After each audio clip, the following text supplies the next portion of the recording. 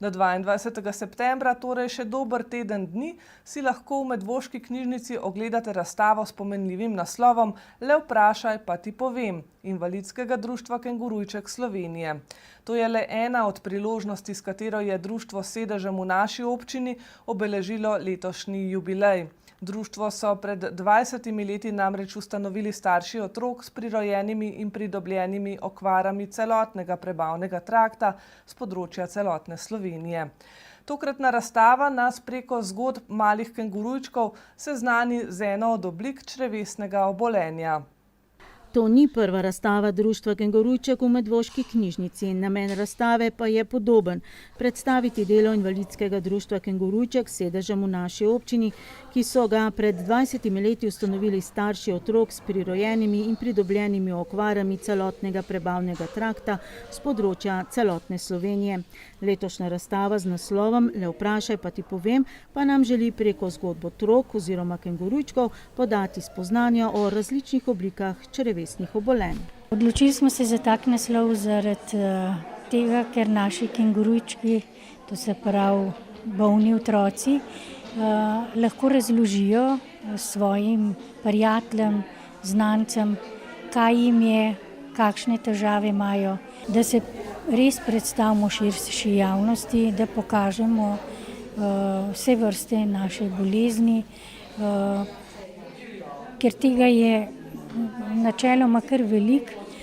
Sam še vedno je črevesje nekako tabu za vse ostale. Naši otroci so lepi za pogledat, nič jim ne manjka. Njihove notranje poškodbe pa so lahko zelo hude. Podvrženi so dietam in težavam z odvajanjem. Vemo, kako je, če imamo trebušno gripo. Ti otroci pa so vsak dan prepuščeni takim situacijam in se iz dneva v dan borijo, da preživijo, je pred 20 leti dejala takratna in doslej edina predsednica društva Danica Kopač Maletič. Mama sina Jana s sindromom kratkega črevesja, takrat otroka, danes pa mladega moškega. Da je bilo takrat, ko je orala ledino, bistveno težje, dodaja danes. Niti zdravniki, niti mi nismo vedeli, kako in kaj. Iskali so oni vse v tujini, da so našli primerne terapije. Pa smo se pa začeli tudi malo med sabo družiti. Prvi 2 leti delovanja društva so skrbeli za dobrobit 3 tako imenovanih kengurujčkov, potem pa se jim je vsako leto na novo pridružil vsaj en. Ampak so bili mlajši in so že imeli boljšo prognozo, so hitreje šli iz parenteralne, tako da nekako živijo dokaj normalno, razen pač imajo malo težav, ampak lahko brez črpalke. Naš Jan, na primer, je pa še vedno 12 ur na infuziji, 12 ur je pač brez, živi kot ostali, vendar z velikimi omejitvami, pač ne more si privoščiti vse, kar ostali otroci ali mladostniki, mlajši moški že, ne. In še, da so res veliko dosegli, tako na področju zdravstva kot tudi socialnega varstva. Danes je v društvo vključenih 45 članov, kar v konkretnem primeru pomeni 45 družin. Namen društva je medsebojna podpora in pomoč, izobraževanje tako staršev kot sorojencev, izmenjava izkušenj med otroki in družinami, povezovanje in sodelovanje, pa tudi pravna pomoč staršem. Skratka, vse za samostojnejše in kvalitetnejše življenje kengurujčka od malih nog v odraslost oziroma za kvalitetnejše življenje družine nasploh. Ta razstava trenutno pa mislim, da ozavešča javnost in tudi otroke, da pač so te bolezni možne, ne, lahko se rešijo.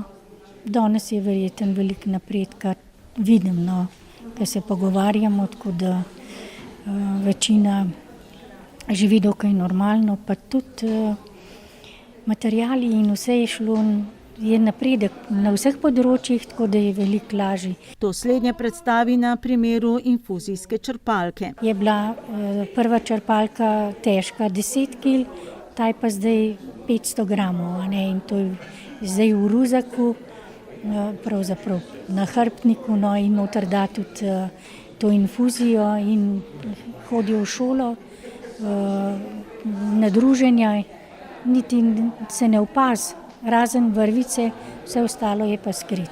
Da je marsikaj, za kar so se nekoč v društvu prizadevali, danes samoumevnega, se strinja tudi pediatrinja Ana Prislan, ki je zaposlena na oddelku za otroško kirurgijo ljubljanskega UKC-ja. Tako da se v bistvu vsakodnevno srečujem z otroci po operacijah na trebuščku.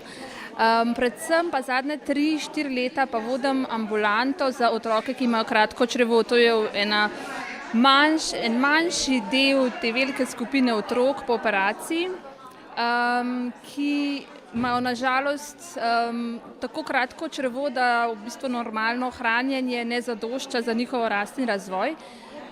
Tako da potrebujejo hrano preko žile, imajo nek centralni kateter, to je tak malo večji kateter vstavljen v večjo veno, ki vodi do srca in se v bistvu hranijo delno ali pa nekateri tudi v celoti preko te žile z posebej pripravljeno hrano. Te mešanice se pripravljajo centralno v kliničnem centru, zelo dobro sodelujemo tudi z lekarno in so mi v veliko pomoč tudi pri predpisovanju, ker vsakemu otroku predpišemo prav za njega posebej te lekarniške mešanice, kakor rečemo tej hrani, ki jo dobivajo.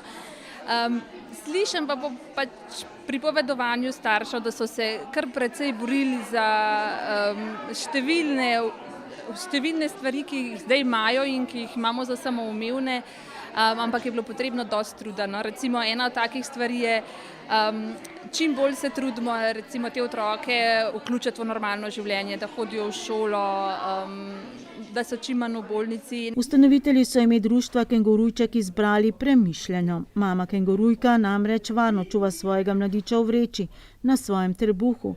Takšna je bila tudi miselnost staršev, da svoje otroke s prirojenimi in pridobljenimi okvarami prebavnega trakta zaščitijo pred okoljem in morebitnimi življenjsko ogrožajočimi nevšečnostmi. Že sicer člani društva sodelujo z različnimi institucijami, ki se pri svojem delu srečujejo z njihovimi otroki. Jaz sem psihologinja, zaposlena na oddelku za otroško kirurgijo, kjer sem se srečala takoj ob začetku dela na tem oddelku z starši in otroki, ki se zdravijo zaradi bolezni prebavil, in od tam naprej sem jih začela spoznavati in smo tudi skupaj hitro ugotovili, da je tudi psihološka podpora ena pomembna podpora, ki jo potrebujejo na svoji poti. Za starše, prav tako kot za te kengurujčke, kaj pomeni društvo mogoče? Za družine so tovrstna društva res zelo pomemben element v njihovem spoprijemanju.